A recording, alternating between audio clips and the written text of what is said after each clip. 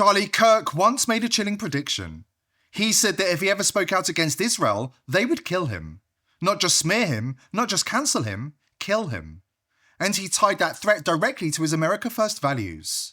Because to truly put America first meant questioning the grip of Israel. Now he's dead. And not just dead, but taken out in the exact way he warned it would happen. A sniper, hidden, waiting, striking from a distance on a college campus. The perfect stage for a story that could be spun to blame domestic enemies, to fracture America even further. But that's not all. His assassination serves another purpose. It's a signal, a warning shot to anybody else who dares to break ranks. And the question we have to ask tonight is this: who really pulled the trigger? Charlie Kirk wasn't just another pundit, he was the voice of conservative youth in America. And that made him lethal to Israel, because Israel doesn't stand on its own, it stands on the shoulders of American conservatives.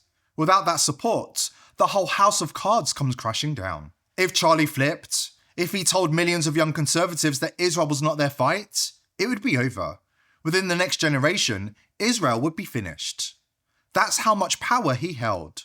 For Israel, Charlie Kirk wasn't just a threat, it was existential. Just months before his death, Charlie Kirk began to shift. He started to speak more critically about certain policies and certain actors that everybody knew were tied to Israel, or at the very least, heavily influenced by pro-Israel networks. And with that shift came a warning. Kirk said that Israel, and the intelligence or political forces aligned with it, had a reach that extended far beyond Washington. Dissent would not be tolerated. And for those who crossed the line, the consequences could be deadly. Most in the media called him alarmist, conspiratorial, over the top. But now, after the sniper's bullet, his words are being re-examined with a new and chilling urgency. One of the first people to connect the dots publicly was Harrison H. Smith, host of InfoWars. In a string of tweets and on-air statements, Smith dropped a bombshell. He claimed that those close to Charlie had confided something terrifying. That Charlie believed deep down that if he ever crossed Israel, if he ever turned against them, they would kill him. Not just cancel him, not just bury him in the press, but kill him. Charlie's audience was shifting. You could see it in the comments, in the energy at his events. Every day, more and more of them were turning against Israel. He couldn't ignore it forever. He was being forced to face that reality. And behind the scenes, he began telling his colleagues what was coming, that he was ready to take a stand, that he was going to align himself with Tucker Carlson and with Candace Owens. He knew the risks, he knew it could be catastrophic, but he also knew it was inevitable. Because Israel understands one thing very clearly. If they lose the young generation of American conservatives, they lose everything. Their influence, their funding, their unquestioned political support, all gone. Charlie saw that. He knew that if he came out and denounced Israel openly, directly, it could collapse the right-wing support for Israel almost overnight. Jewish communities have been pushing the exact kind of hatred against whites that they claim to want people to stop using against them. Now, I don't like generalizations. Not every Jewish person believes that. But it is true, the Anti-Defamation League was part and parcel with Black Lives Matter. It is true that some of the largest financiers of left-wing anti-white causes have been Jewish Americans. They went all in on woke, and it wasn't just ADL. It was some of the top Jewish organizations in the country that have done that. In fact, we have seen this with the recent retreat of Jewish donations that are no longer going to be administered to colleges, right? Mark Rowan, Leon Kopperman. Can we get that full list? It's very powerful. The part of the, so that's totally true. And by the way, Tucker Carlson reinforces this. So I'm going to it was quite a day on the internet. Tucker Carlson was interviewing Candace Owens. We have Candace Owens coming up next hour. And Tucker Carlson mentions that Jewish Americans have primarily been financing cultural Marxist ideas. We said this, by the way, last week, and people came after us. We were on top of it. We actually said it in a different way. We said, I'm glad that Jewish Americans are reconsidering their financing of cultural Marxism. And people misunderstood it intentionally and slandered us as being anti-Semites. But listen to this. Tucker Carlson is completely correct by saying this, that the philosophical foundation of anti-whiteness has been largely financed by Jewish donors in the country. And then the unthinkable happened. A sniper's bullet, fired from a distance, on a college campus. The perfect stage for chaos, fear, and confusion. Within minutes, the narrative was ready-made. Blame it on domestic enemies. Blame it on a political division. Use it to stoke the fire that's already tearing this country apart. But for those who had been listening, for those who remember Charlie's warnings, the details were impossible to ignore. He said the reprisals could be lethal. He said he would be killed if he crossed the wrong line. Like exposing the Jeffrey Epstein-Mossad connections to millions of young mainstream conservatives. Jeffrey Epstein was not a financier. He was not a hedge fund manager. Jeffrey Epstein was a key player in a multi-decade blackmail operation against the most powerful people on the planet. Epstein, with his little friend Ghislaine and Ghislaine's father, Robert Maxwell, who was obviously a spy of the Israeli intelligence agencies, but there was something else going on here. Epstein was not some sort of whiz-kid hedge fund manager. Epstein was playing a part. Epstein was a LARPer. Epstein was cast for a specific role, and he played it really well. The sweatpants and the Harvard jacket, the kind of disheveled hair, looking as if he was so smart and above the clouds that he was doing advanced mathematic equations on the back of napkins. But if you actually go into some of the videos of people that met with Epstein at the time, they said he was awfully unimpressive when it came to finance and markets and economics. And it's nothing new that if you're in the intel agencies, you want to try and get as much blackmail on powerful people as possible. Easy, not hard. And this is no longer just speculation. First of all, the evidence that shows that Epstein was a creation of either Mossad, Israeli intelligence, American intelligence, Saudi intelligence, or maybe he was just a hired gun. Maybe he was just the guy that countries would go to and park a couple $100 million and say, hey, can you get one of the members of the royal family with a 13-year-old so we can get them to do what we want to do? Members of Congress are actively being blackmailed. The Epstein playbook is being used on a daily basis. Did Charlie Kirk, with his audience of mainstream conservative youth, fly too close to the sun? Did he tell too much truth? Those closest to him are saying yes. Now, we're left asking the question nobody in the mainstream will touch. Was this just a standard act of domestic political violence? Or have we entered a new era? One in which America's handlers begin taking drastic action to keep the country on its leash. Today's sponsor is PillsForever.com. If you think Big Pharma have your best interests at heart, think again. The price of medicine in America has skyrocketed, and there are certain medicines Big Pharma don't want you to know about. That's why I've partnered with PillsForever.com. All of their FDA-approved medicines are the cheapest you'll find anywhere. More importantly, you can order medicines that Big Pharma don't want you to have, such as ivermectin, hydroxychloroquine, and fenbendazole. Speaking of fenbendazole, not only does it get rid of parasites that live inside your body, there have been studies that show fenbendazole can help with cancer. Listen to this bombshell interview with Mel Gibson, who says 3 of his friends who had terminal cancer were cured by the very same ivermectin and fenbendazole available at pillsforever.com. I have 3 friends. All 3 of them had stage 4 cancer. All 3 of them don't have cancer right now at all. And they had some serious stuff going on. And what did they take? Jesus. They took some, what you've heard they've taken. Ivermectin. Fenbendazole. Fenbendazole, yeah. That Yeah, stuff. I'm hearing that a lot. They drank hydrochloride something or other. Get 15% off using coupon code People's Voice at the checkout.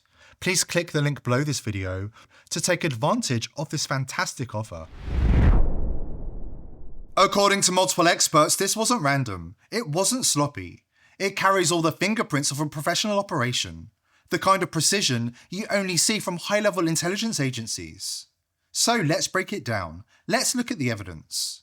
First, consider this. The shooter wasn't apprehended on the day, not in rural Utah. Think about that. Utah is small-town America. You don't just disappear out there. You don't vanish into the crowd, not without serious help. So ask yourself, how does a sniper pull off a clean escape in a place where everybody knows everybody, where strangers stick out like a sore thumb? This wasn't some lone drifter. This was a big operation, coordinated, professional. The kind of job that only makes sense if there's backing, and serious backing behind it. Second, watch the footage, slow it down. On the roof of the Losey Center at the Utah Valley University, just moments before Charlie Kirk was shot, there it is, an unknown figure. Not a student, not a random passerby, somebody in professional attire, moving with calm, with precision. Getting right up.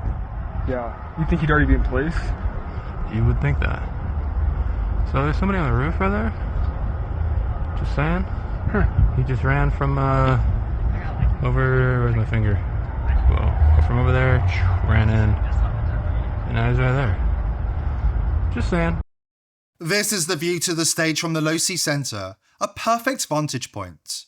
And this correlates with what has been released by law enforcement, roughly 200 yards to the stage, as they say. And then there's the follow-up footage. Right after the shots were fired, look closely, zoom in.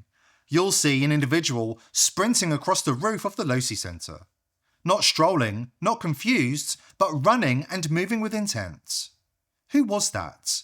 Why were they on the roof in the first place? And why, just seconds after Charlie Kirk was taken down, were they making a getaway? This isn't speculation, it's on camera.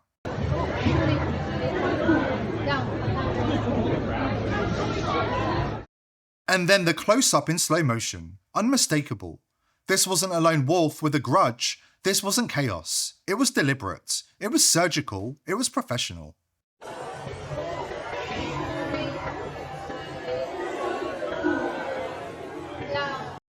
To those who've studied it, the conclusion is obvious.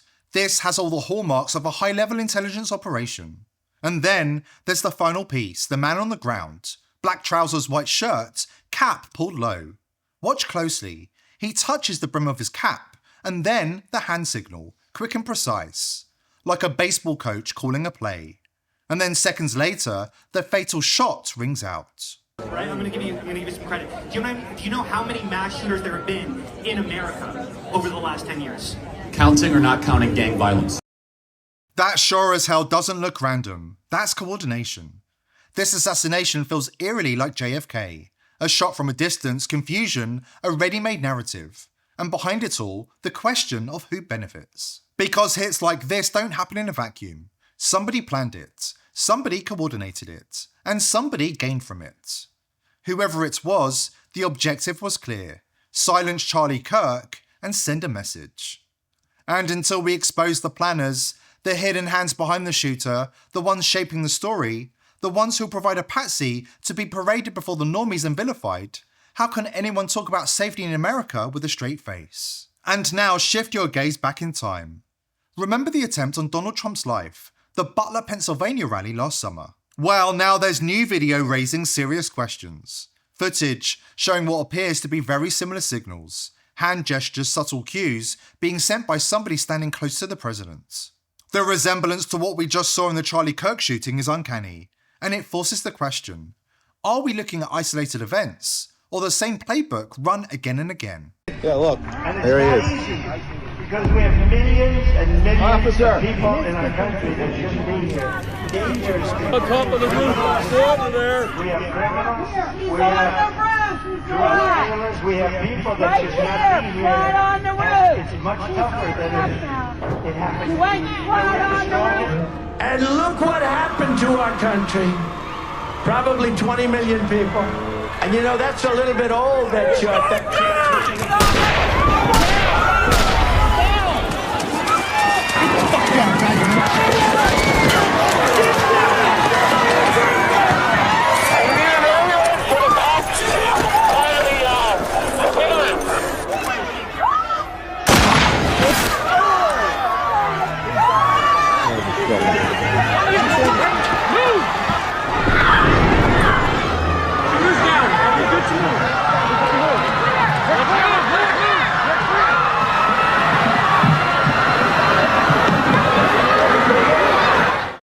Charlie Kirk knew that the Trump shooting didn't add up, and he said it outright. The story the media pushed didn't match the footage, the timing, or the signals. He saw the same patterns that we're seeing now, and that made him dangerous. Because once you start connecting those dots, you realise these events aren't random. They follow a script, a playbook. And Charlie was starting to pull on that thread. So here's new reports. I just talked to a couple senators who received a confidential briefing. The new reports are demonstrating and showing that the United States Secret Service had eyes on the would-be assassin 62 minutes before the events unfolded. In fact, they identified him. They did not approach him. They did not talk to him. He was walking around with a rangefinder. That's what it's called, right, Dan? A rangefinder and a backpack. Nobody confronted him. Then 18 minutes before the shooting occurred, they lost sight of him. And no one thought to say, hey, let's go find him or try to pull Trump off stage. They allowed Donald Trump to go on stage while this maniac, who they identified, was nowhere to be seen. And remember, there was no drone reconnaissance, there was no helicopter support. The building was already identified as being a potential threat, and yet he's able to pull out a ladder from his car, go on the ladder on the top of the roof, pull out his rifle, set up his shot, and the counter sniper team doesn't even see him, even though they have the higher ground and the vantage point, and nobody during all of this says, get the protectee off stage, get Donald Trump off stage, get Donald Trump off stage. I've talked to a lot of senators here, and I sure hope this is incompetence, but at what point are we willing to say that maybe something else was at play here? We're going to get to the bottom of this and find out who's actually responsible. Charlie Kirk was flying too close to the sun. He wasn't just questioning narratives, he was threatening to expose them. And for somebody in his position, the spokesman for America's conservative youth, that was a risk the system couldn't afford. Always remember the golden rule of political assassinations. Don't ask how, ask who benefits.